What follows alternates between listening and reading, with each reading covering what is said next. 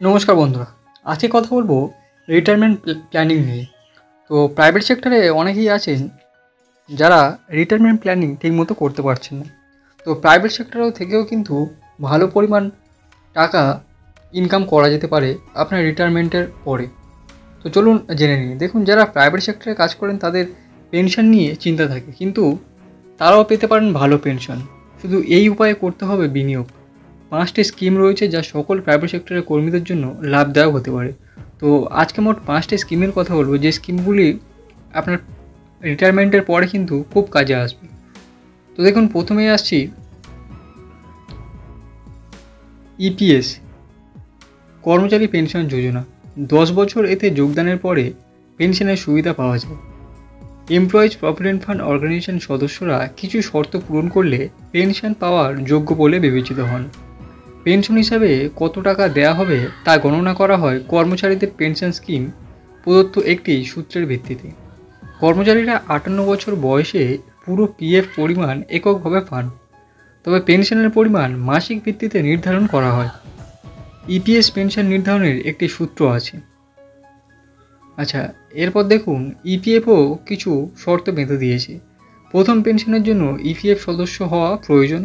কমপক্ষে 10 বছর নিয়মিত চাকরি থাকা বাধ্যতামূলক, তবে কর্মী পেনশন পাওয়ার অধিকারী হবেন। 58 বছর বয়সে পেনশন পাওয়া যায়, তবে 50 বছর বয়সের পর, এমনকি 58 বছর বয়সের আগেও পেনশন নেওয়ার বিকল্প রয়েছে। আর্লি পেনশন নিলে প্রাপ্য পেনশনের পরিমাণ হ্রাস পায়। এর জন্য ফর্ম 10D পূরণ করতে হবে। কর্মচারীর মৃত্যু হলে পরিবার পেনশন পায়। যদি পরিষেবার ইতিহাস 10 বছরের কম হয়, তবে তারা 58 বছর বয়সে পেনশনের পরিমাণ উত্তোলনের বিকল্প পাবেন। 2 নম্বরে আসি দেখুন এনপিএস, যার নাম হলো রাষ্ট্রীয় পেনশন যোজনা। এটি একটি লম্বা সময়ের জন্য অবসর ফান্ড তৈরি করার অপশন। ন্যাশনাল পেনশন সিস্টেম হলো একটি পেনশন স্কিম যা সরকার দ্বারা স্পন্সর করা হয়। এটি 2004 সালে সমস্ত সরকারি কর্মচারীদের জন্য শুরু করা হয়। এই স্কিমটি 2009 সালে সকল নাগরিকের জন্য চালু করা হয়। এটি একটি স্বেচ্ছাসেবী এবং দীর্ঘমেয়াদী অবসরের স্কিম। এটি pension fund regulatory and development authority এবং কেন্দ্রীয় সরকার দ্বারা নিয়ন্ত্রিত করা হয়। 3 নম্বরে আসছি পিপিএফ, পাবলিক প্রভিডেন্ট ফান্ড। এতে ভালো ফান্ডের সঙ্গে ট্যাক্সও বাঁচানো সম্ভব। বিনিয়োগকারী যে কোনো ব্যাংক বা পোস্ট অফিসে পিপিএফ অ্যাকাউন্ট খুলতে পারেন। ন্যূনতম বার্ষিক বিনিয়োগের পরিমাণ 500 টাকা, সর্বোচ্চ 1.5 লাখ টাকা। পিপিএফে মেয়াদ 15 বছর। এতে 5 বছরের লক ইন পিরিয়ড থাকে। এর আগে টাকা তোলা যায় না। আচ্ছা, পিপিএফের ক্ষেত্রে অবশ্য চক্রবৃদ্ধি হারের কৌশলকে কাজে লাগাতে হবে। 15 বছরের মেয়াদ শেষ হলে পিপিএফ অ্যাকাউন্ট 5 বছর করে বাড়ানো যায়। মেয়াদ বাড়ানোর সঙ্গে সঙ্গে বিনিয়োগও চালিয়ে যাওয়া উচিত, তাহলে ম্যাচুরিটির পরিমাণ এবং নতুন বিনিয়োগের উপর সুদ দুটোই মিলবে। এইভাবে অ্যাকাউন্টে কোটি টাকার বেশি জমা হবে। এরপর আসছি মিউচুয়াল ফান্ড। দেখুন, এতে এসআইপির মতো অনেক অপশান পাওয়া যায়। প্রতি মাসে কিস্তিতে অল্প অল্প করে টাকা বিনিয়োগ করা বহু বছর ধরে ভারতীয়দের বিশেষ পছন্দ। ব্যাঙ্ক অ্যাকাউন্ট, রেকারিং অ্যাকাউন্ট এবং পোস্ট অফিসের স্কিমগুলিতে বিনিয়োগ করে লোকেরা 5 থেকে 10 বছর ভালো টাকা উপার্জন করে। তবে এই আমানতের সুদ কম, তাই মিউচুয়াল ফান্ড এবং এসআইপির প্রতি মানুষের ঝোঁক বেড়েছে। বিশেষ বিষয় হলো, বিগত 10-15 বছরে শেয়ার মার্কেট, লিঙ্কড স্কিম এবং মিউচুয়াল ফান্ড বিনিয়োগকারীদের প্রচুর রিটার্ন দিয়েছে।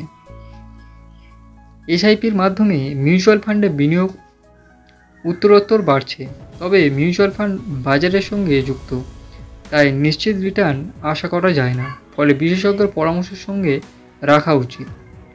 এক্ষেত্রে বিনিয়োগের টাকা থাকবে সুরক্ষিত, রিটার্নও হয়ে উঠবে মনের মতো।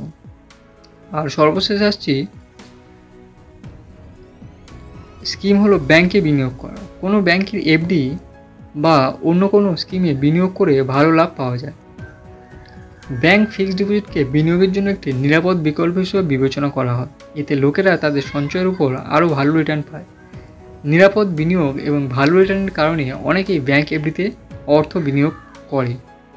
এফডিতে 2টি প্রকল্প রয়েছে। প্রথম বিকল্পটি হলো ক্রমবর্ধমান স্কিম, যেখানে ম্যাচুরিটির সময় মূল এবং সুদ উভয়ই যোগ করে টাকা নেওয়া যায়।